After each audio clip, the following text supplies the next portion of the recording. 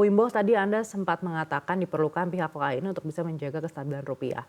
Selama ini sudah ada DJPPR juga, apakah koordinasi antar DJPPR dan Bank Indonesia ini harus diperdalam lagi? Eh, Menurut hemat kami ini playernya dulu ini sebelum pemangku kepentingannya. Player di Indonesia itu sangat segmented ya, didominate oleh big player ya, yang jumlahnya nggak banyak sehingga pasarnya itu tidak dalam kita bilang ya. The number of the player is not many ya, sehingga pada saat keputusan diambil oleh big player untuk merelocate investasinya ini luar biasa dampaknya kepada supply demand ya.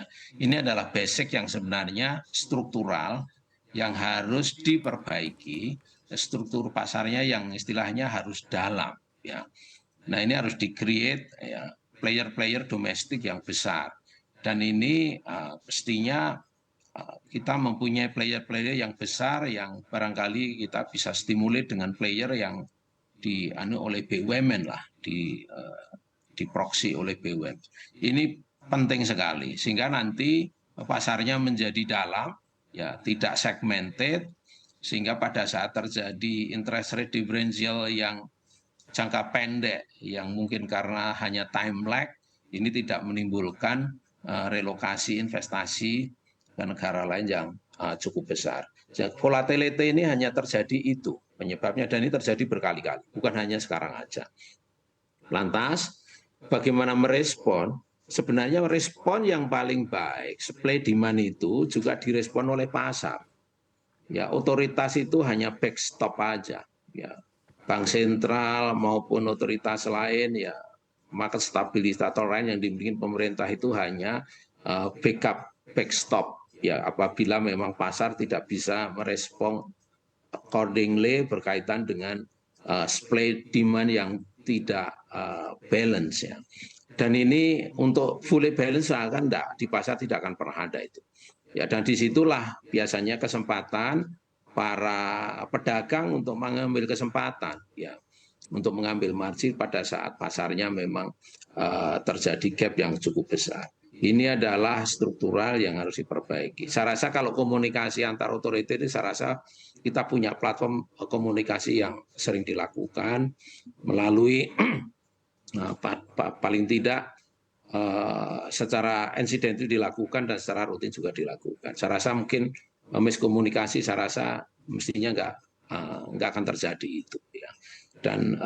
Dan ini bukan sekarang ini, fenomena sekarang ini menurut hemat kami fenomena kecil yang nggak perlu dikhawatirkan ya.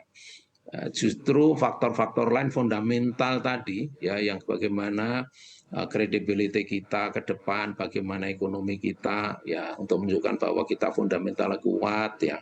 Ini bagaimana pengusaha-pengusaha kita yang listed di pasar modal ya, ini yang perlu sebenarnya diekspos ya, sehingga kita mengatakan kalau fundamental kuat orang akan bisa stay lebih lama ya, ya untuk stay di Indonesia, terutama investor portfolio tadi. Yang itulah yang sebenarnya perlu kita jaga perbaiki, selain tadi yang bagaimana integriti pasar dan pasarnya lebih dalam itu menjadi agenda yang tidak boleh kita lupakan. Baik. Ya, dan karena ini sudah cukup lama ya, dan memang saya yakin ya, itu bisa dilakukan. Baik. Begitu Mbak Ana. Baik, Pak Wimbo, selama era suku bunga tinggi ini sebenarnya sudah ada insentif GWM juga dari Bank Indonesia begitu. Sebelum akhirnya GWM dinaikkan dari 2,8% ini, beberapa bank sempat mengatakan dibutuhkan insentif tambahan begitu agar bisa lebih mempermudah dari segi likuiditas. Dengan adanya penambahan saat ini dari 2,8 menjadi 4%, apakah menurut Bapak ini akan signifikan berdampak kepada seluruh kategori bank, atau bank-bank yang di kelas menengah ini sebenarnya masih harus berusaha cukup signifikan begitu karena melihat DPK-nya juga masih melambat?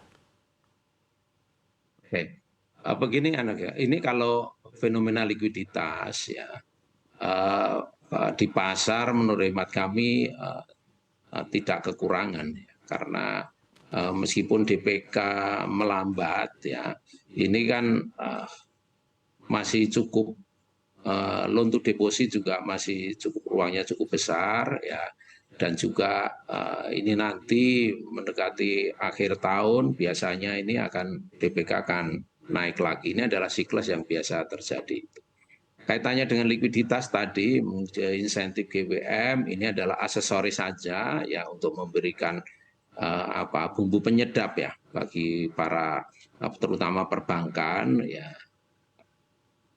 bagi yang mereka memberikan kredit ya pada infrastruktur ya ataukah kredit-kredit yang menjadi prioritas pemerintah ya. Jadi sebenarnya kalau likuiditas itu sendiri selama ini ya menurut hemat kami Bank Sentral mempunyai kebijakan yang lebih jitu, bukan hanya sekedar GWM ya. Open market policy juga dilakukan ya. Jadi banyak sekali instrumen-instrumen yang lebih. Jadi kalau tadi insentif ini memang tidak diharapkan betul-betul menjadi kebijakan utama ya, dalam menstabilkan pasar dan nilai tukar ini ya, tapi itu merupakan urutan negara, hanya aksesoris saja. Kebijakan utama ya sebenarnya suku bunga ya, itu yang penting ya, dan juga kebijakan lainnya berupa selain suku bunga ya intervensi nilai tukar apabila diperlukan, dengan harapan pasar sebenarnya juga mempunyai mekanisme itu, tapi kita tahu bahwa kadang-kadang jangka pendek itu memang perlu dilakukan ya apabila ada respon yang unnecessary dilakukan oleh para pelaku pasar. Menurut hemat kami begitu, Aneka. Baik, Pak Wimbo, kalau kita melihat beberapa bank ini juga mengalami keberatan pada beban bunga di saat era suku bunga tinggi ini, begitu. Anda melihat outlook DPK dan kredit hingga akhir 2023 ini seperti apa? Ya kalau menurut kami bank ini juga tersegmented ya, jadi tidak semua bank, ada bank yang memang sebenarnya masih menjadi player dalam memberikan pasar uang, di pasar uang ya di perbankan. Saya rasa itu harus berjalan ya, apabila ada yang punya short term liquidity itu mekanismenya sudah ada, tidak mesti harus direspon dengan kebijakan. Lantas ke depan sebenarnya ini toh kalau ada sedikit outflow ya itu karena penjualan berbagai instrumen dari investor portfolio, ini saya yakin sesaat ya. Jadi silahkan aja, tidak perlu khawatir ya, kalau memang ada yang kekurangan likuiditas, mekanismenya di pasar ada melalui interbank call money ya. Dan juga mekanisme dari Bank Indonesia juga ada, which is jarang digunakan ya oleh para pelaku ya.